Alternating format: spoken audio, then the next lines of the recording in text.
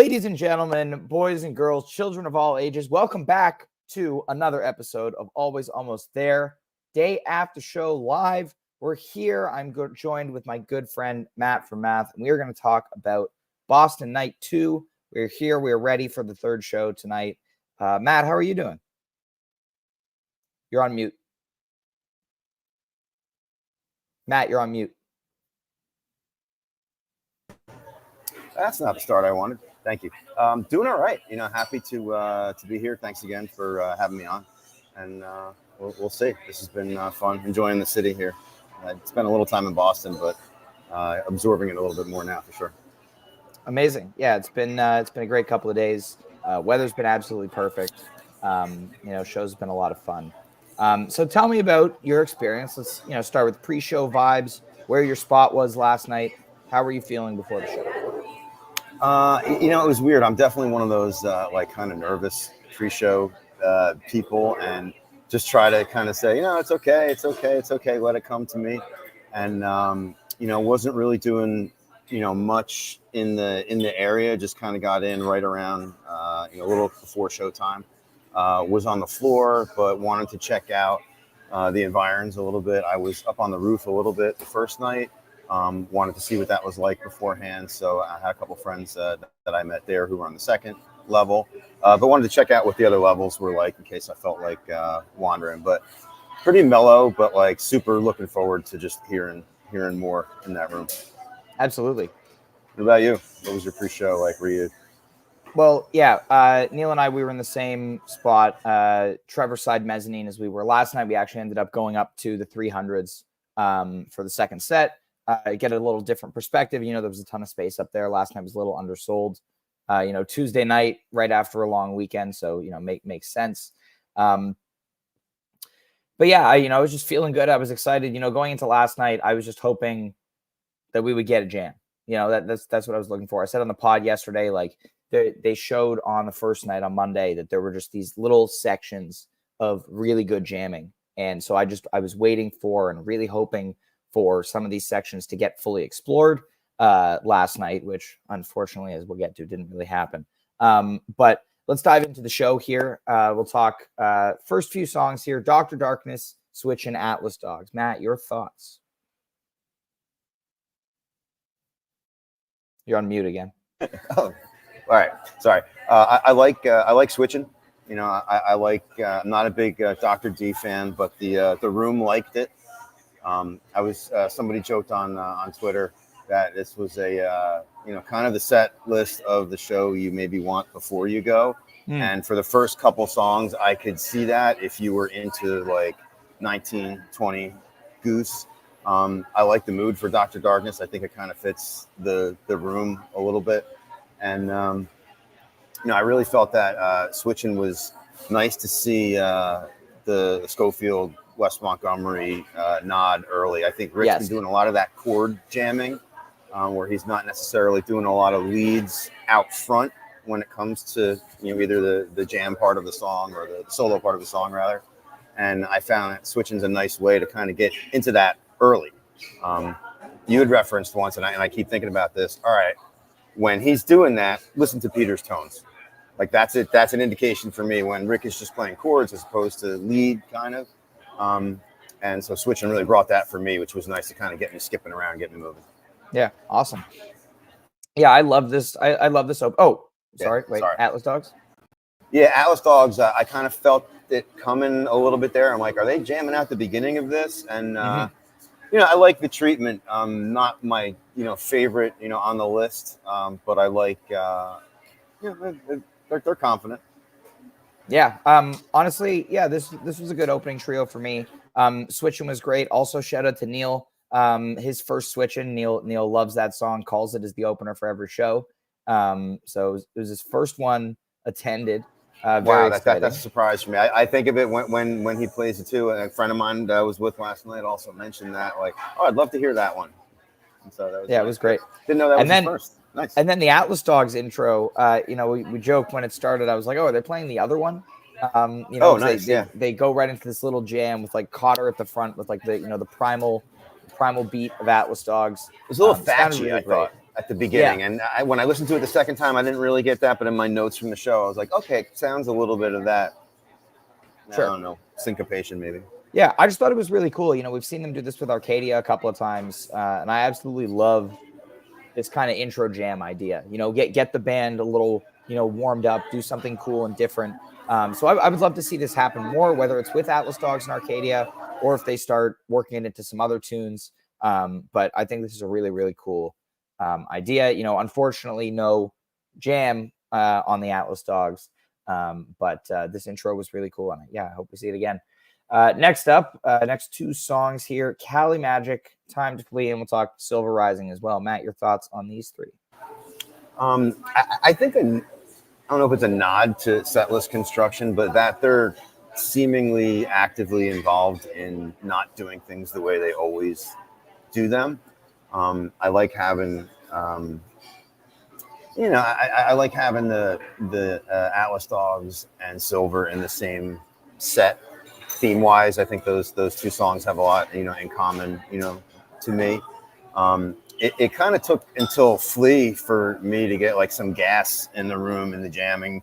There's a little tension there. It felt not really forced, but like, okay, we need to go and try to get this going. I'm not sure if this is a result, a product, or has nothing to do with it, but it might just be me, but I'm having a hard time finding Trevor's like tone.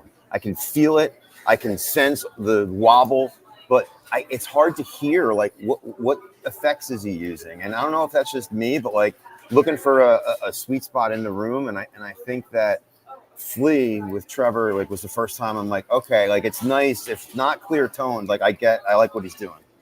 Which has been a steady since Cotter's been here, that Trevor's been. Yeah, and I thought Flea, went to some really cool places. There's that one segment in the middle where Peter's doing that like really cool textural thing on the clav. Like it's like just filthy tone, a lot of reverb as he's been doing with that lately, and just playing these big chords. Not like the staccato stuff that we'll hear in Echo a bit later, but just these textures of clav were so cool. And again, this is that pocket of jamming, from this first set. Pretty much, the only real like extended part of jamming in the first set. And I was really hoping that, okay, like maybe we'll get a big Flea here. But, then they pulled it back in, nice peak. But again, we're seeing glimpses of this really cool stuff. It's just, they need to spend a little more time there, I think. I don't know if it's a conscious choice they're talking about, or they're just, not jamming as much right now. Which is funny considering what they did on Sunday. But I haven't seen the set list from the band, but was it that busy in the first set? Like 9-10 songs, whatever, like that was the intent. I think Rum was an audible, if I remember correctly. Yay. Now we'll get there. Yeah. It cooks the room. I mean, what are you gonna do? Like and then Silver Rising was always great. And then we get the debut of My Mind Has Been Consumed by Media, another swimmer tune coming off the bench. Love this one, a little bit of a Devo vibe, a little 80s. I wrote Pat Devo Tar King Heads. That's pretty good. Yeah, no, go for it. I like this one. Super short. Definitely has some jam potential to it as well. But catchy, high energy. I'm in. I mean, I was a little cynical. I'm like, why do all Cotter songs sound like My Sharona? Like, I don't get it. And then when I listened back again, I'm like, okay, I like this. It's cool. It's kooky. But musically, it's good. I don't like the shave and a haircut ending, but other than that, it was it'll get better with more listens, I hope. Sure. I liked it in the moment because I want to hear him do his stuff, but I'm like, what is this? It's like, okay, I got to be ready for that. I can't let the expectations of knowing everything go in. Right. A couple people, Niche, give him a shout out, is one that's like, I'm looking to hear new songs this week. And I'm like, what? And, I get it because the Cap run, when they did that was really fascinating. And I think it's a pleasure to be able to see the first run through of some of these things. I think Dean said that yesterday or the other day. Like, it's nice to be able to see the first time out with these songs and wonder if they're going to come back or not and in what form. Right. Agreed. Then we get Yeti Butter Rum to close out the set. Yeti kind of a different jam here than we're used to. The kind of a Loves a Battlefield-y kind of theme, chord Yeah, progression I in wrote there? something down there. It was like, we'll feel it now in that breakdown, kind of like where they sort of. I Yeah, like similar kind of like synthy. I like that they're trying something different. Yep. I'm wondering if the song is getting stale to Trevor, because it seems like not that he. It just seems like, okay, he's got his parts, and then it's, a little perfunctory. And I think they've totally, since Fox Yeti, which I don't think you're a huge fan of, as others, right? I'm a huge fan of the Fox Yeti, just not in the context of the Jam of the Year. Not of the rest, yeah. But I think that one kind of changed things, and since then they've sort of readdressed how they do things. And now with Cotter in the mix, I'm wondering if that again. It's staccato. I don't know if that's the right feel. It's syncopated, but like there's definitely some more of that energy that's kind of spreading around the band. And I found that, they've made a commitment to Yeti. Yeah. And I like that. A little bit of the White Lights 21 at Legend had a little bit of a jam like that went somewhere, and this place kind of touched on it. And it's kind of what you said before with Flea. It's like, man, like you had a little opening there. Like why not just forsake whatever else is there and just go for the opening? And I'm not sure what the mindset with the lack of depth to the jamming is, but I'm not complaining. I like the jukebox stuff, to talk about another band that I know you like a lot of stuff. I mean, I do, man. I like a ride too, but it depends on the songs. And like I said last night, like they definitely redeemed themselves with a few numbers that they pulled out. Absolutely. Set list wise. And then we get the rum to close out the set. Pretty much your standard rum at this point. Get into this kind of dark shredding, great vintage vibe work from Peter, but nothing too challenging or crazy happening here. People were having a great time. It's hey butter rum. Yeah, I think for me, I even wrote, I'm like, all right, let's see if you guys can reinvent it again. Because it was like 21, or they just kind of turned it on its head. Now it's like a jam vehicle. Yep. But I was kind of wondering, and then Jeff, like tambourine was good on this. It took me a while to kind of get into hearing what he was doing, especially the guitar earlier. Didn't really, I think it was Flea. I was like, why? Like I didn't get it. I mean, I know why, to free up like the Peter space.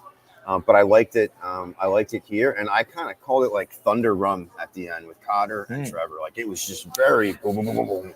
And they're starting to make the songs their own again with him. And I think it's nice to see. And it's also like, all right, it's a party here, so there we go. Like you said, hey, butter rum. Hey, butter rum. Going into set break, how were you feeling?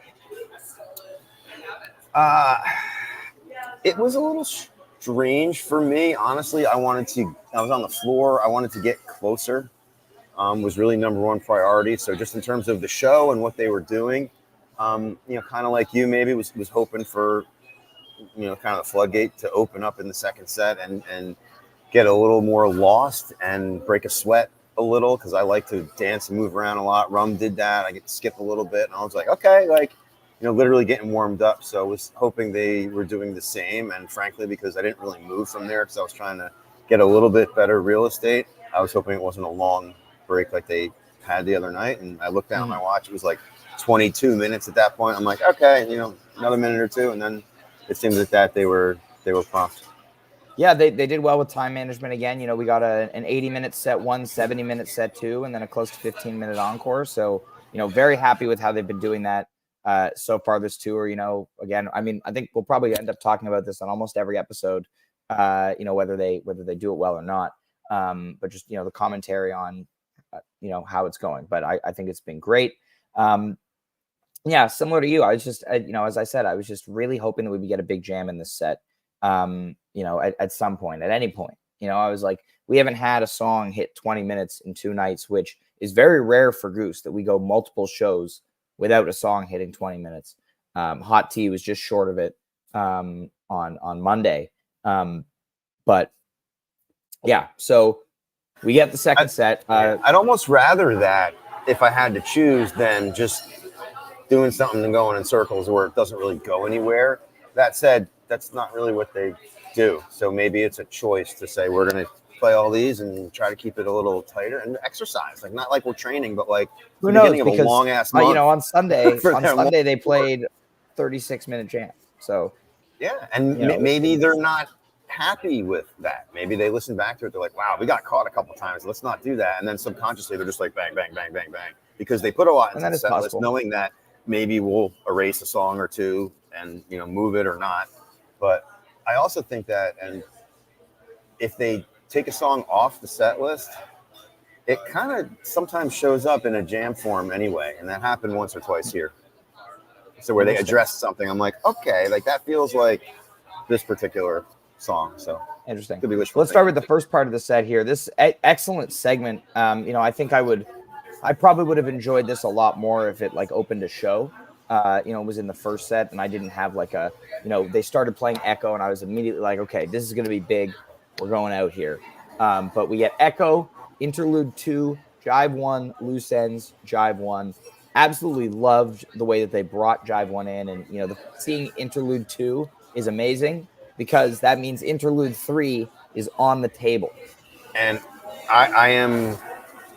If it didn't say interlude, I would not have known that that's what that was. Even when they played it at Goose, somebody was like, they're playing the album. I'm like, I don't know. But it was definitely a space. And on my notes, I'm like, what is this? I'm like, you know, what is this jam? You know, like kind of dawn, thunder, like what? Oh, it's like jive, you know?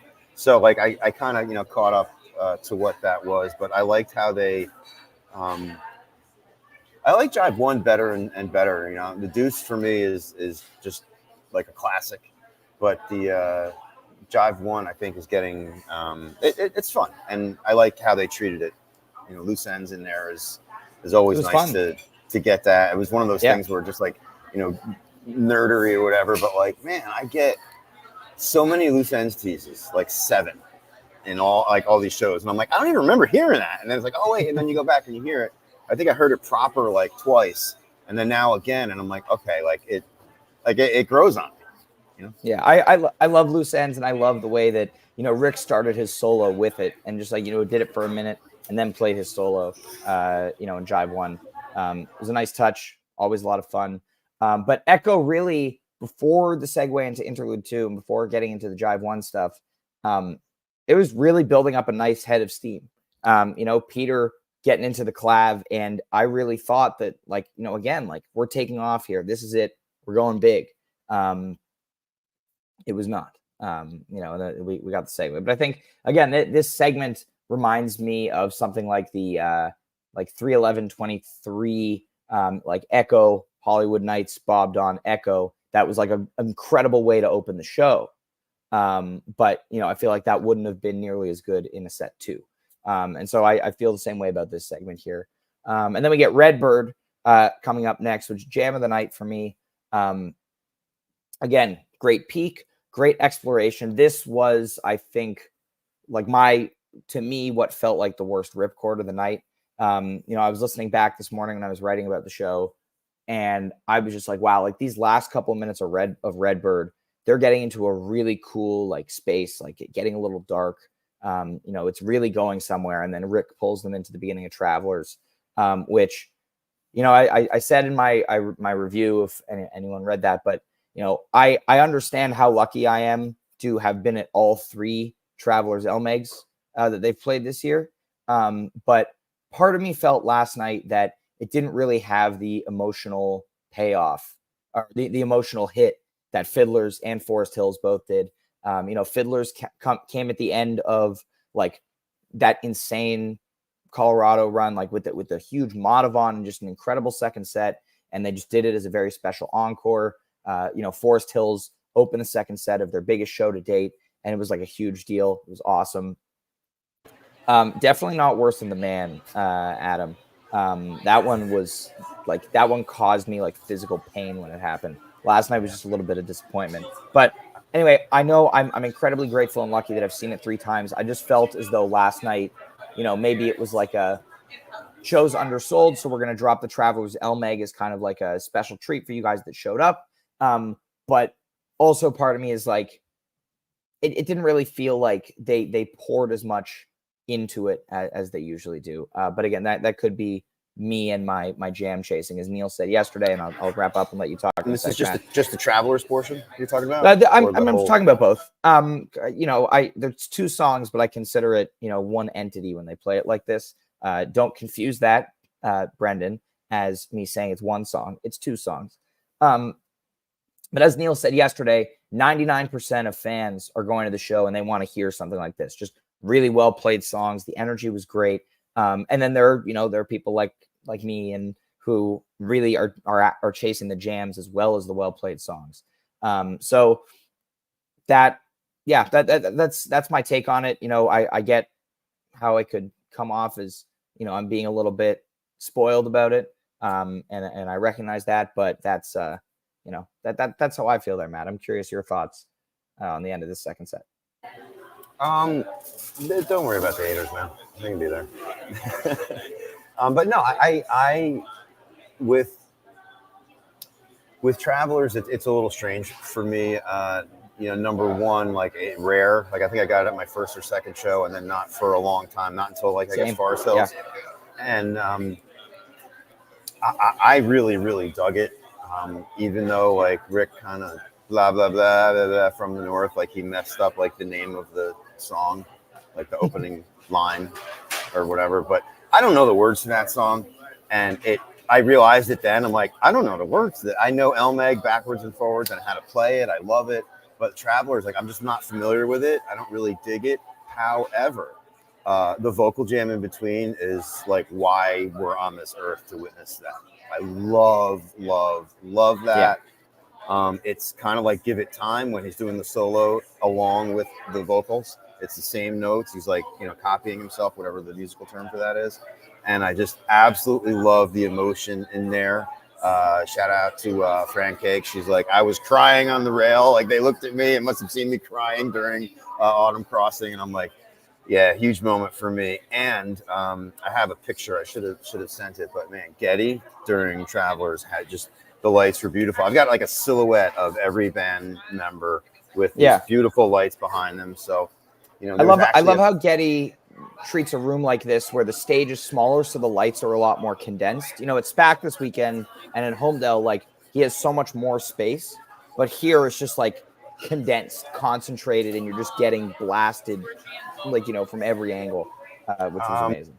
Because you mentioned like the room and stuff. Like, what's the sound like up there? Because I haven't been happy there with the sound for 2 nights, and I've been moving all over, except upstairs. I've been all over the floor, and I'm like, okay, I maybe need to go upstairs. I'm calling with my son tonight, and I'm like, okay, like where do you want to go? He's like, I want to go on the floor. I'm like, okay, I don't care, but I'm like, I really want to hear Trevor's tone better, and I moved all around the floor to try to get away from the the booming sound, and barely found it.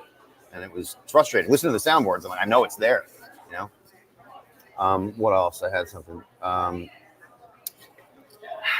get you with like why play these 2 songs here on this night. I did wonder about setlist construction. Like, was this on there ahead of time? Like they knew they were going to play Travelers Elmeg, and it's like, all right, then maybe it's Boston or it's their show. Pete was really digging Jeff's percussion fills in the quiet parts of Elmeg, like the real tacit parts, almost like a joke, because he was just like taking it like so seriously, and he was looking at him, and they were really digging it, and I think Cotter started picking up on it, and that was really really fun, like the doing like hitting the rim and just all kinds of banging stuff going on. I really like some great stuff from Jeff last night, and Redbird as well. Mm-hmm. And but I want the jam to go somewhere. I liked where Elmeg went. I have to listen to it, a second time. But like the first impression was, go minor key, please. I want that. I want that arrow jam style. It out. We're going, and they touched it. And just like in a couple other ones we said, they hit that spot and then changed gears and went someplace different. And I'm wondering if that's a function of Cotter being just in the moment, and here's a little melodic riff or something, and then changes what he's doing, and then the gears have shifted, or is it just I'm not listening critically on that level yet, but I'm wondering if one has to do with the other. Yeah, interesting, very interesting. And then we get our Animal encore, nice fun treat. Of course, I felt this coming. As the second set ended, I was like, all right, we got like just short of 15 minutes remaining.